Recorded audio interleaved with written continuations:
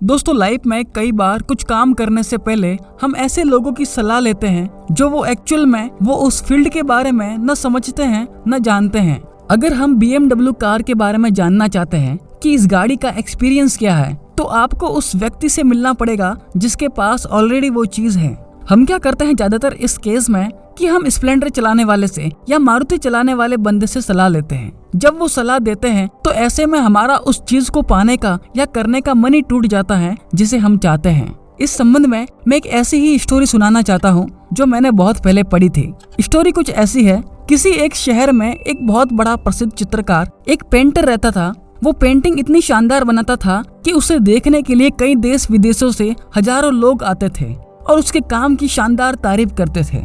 एक बार वो शांति से अकेला बैठा था। उस समय उसने सोचा कि यार कहीं ऐसा तो नहीं कि लोग सिर्फ उसके मुंह पे उसकी तारीफ करते हैं और पीठ पीछे उसके काम में कमी निकालते हैं। उसने यही सब सोचकर अपनी एक बनाई हुई सबसे अच्छी बढ़िया पेंटिंग को अपने एक शहर के नजदीकी चौराहे पर सुबह सुबह लगा दिया और उसके नीचे लिख दिया कि जिसे भी इस पेंटिंग में कहीं कोई कमी नजर आए तो वो उस जगह पे निशान लगा दे। शाम को जब वो अपनी पेंटिंग देखने के लिए चौराहे पर गया तो वो एकदम चौंक गया। उसको अपनी आंखों पर विश्वास नहीं हो रहा था कि ऐसा भी हो सकता है। उसकी पेंटिंग पर जगह जगह पर कई सारे निशान लगे हुए थे। वह इसको देखकर बहुत निराश हो गया और चुपचाप वह अपनी पेंटिंग उठाकर अपने घर चला गया। इस घटना का उस पर इतना बुरा असर पड़ा कि उसने पेंटिंग करना ही छोड़ दिया और वह लोगों से मिलने जुलने से भी कतराने लगा।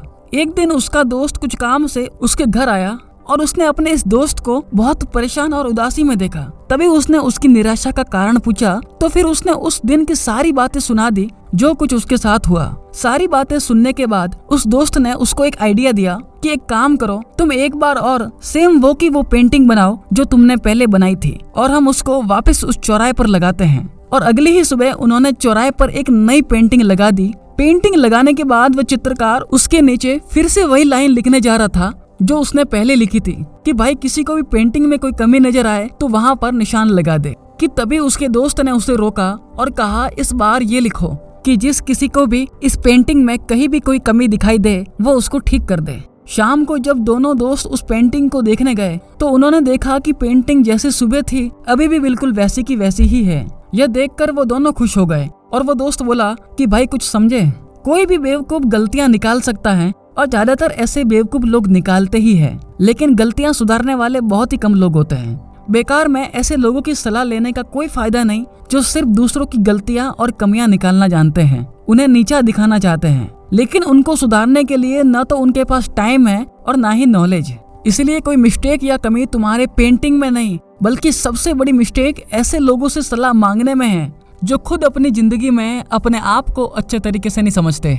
वह पेंटर अपने दोस्त की बात अच्छे से समझ चुका था और यही सब जानकर अब वह दोबारा अपना मनपसंद काम करने लगा और वह पहले से भी ज्यादा पूरे कॉन्फिडेंस, एक्साइटमेंट और अपनी गजब की क्रिएटिविटी के साथ पेंटिंग बनाने लगा।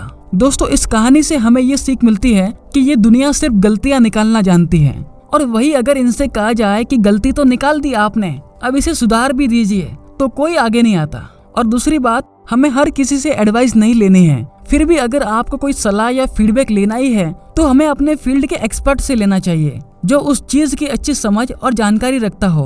और एक चीज मैं इसमें और भी ऐड करता हूँ कि कभी भी लोगों की छोटी मोटी हल्की बातों से परेशान मत होइए। आपको अपनी जिंदगी में कामयाब लोगों की तरह एक आदत लगानी है और वो है इग्नोर करने की आदत। जब तक आप लोगों की बातों को इग्नोर नहीं करोगे तब तक आप अपनी लाइफ में कहीं नहीं पहुंचोगे। इसलिए जरूरी है कि आप अपनी कामयाबी के लिए लोगों को इग्नोर कर दो। मैं फिर कहता हूँ, इग्नोर करना सीखो और हर किसी से सलाह लेना बंद करो, आप कामयाब हो जाओगे।